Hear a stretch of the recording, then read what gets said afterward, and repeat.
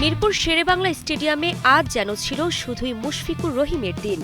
জন্মদিন, রেকর্ডার, দায়িত্বশীল ব্যাটিং সব মিলিয়ে নিজের বিশেষ দিনটিকে স্মরণীয় করে রাখলেন বাংলাদেশের মিস্টার ডিপেন্ডেবল। পাকিস্তানের বিপক্ষে প্রথম টেস্টের দ্বিতীয় দিনে খেলা শুরুর আগে সতীর্থদের সঙ্গে কেক কেটে উদযাপন করেন নিজের ৩৯তম জন্মদিন। সে আনন্দ আবার ভাগ করে নেন মাঠের গ্রাউন্ডসম্যানদের সঙ্গে।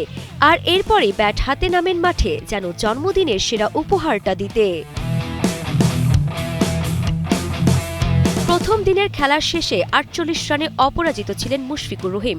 অন্য প্রান্তে ছিলেন লিটন দাস, তার সংগ্রহ ছিল ৮ রান। দ্বিতীয় দিনের শুরুতে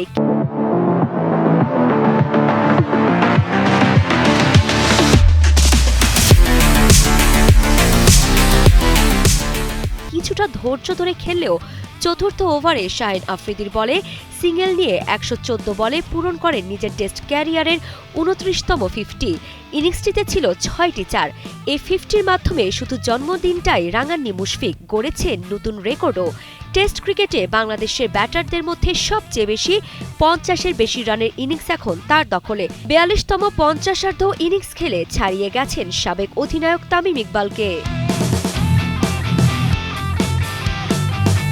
এর আগে অধিনায়ক নাজমুল হোসেন শান্ত খেলেছেন ১০১ রানের দুর্দান্ত ইনিংস, আর মুমিনুল হক ৯১ রান করে আউট হলেও চতুর্থ উইকেটে মুশফিকের সঙ্গে গড়েছেন ৭৫ রানের গুরুত্বপূর্ণ জুটি।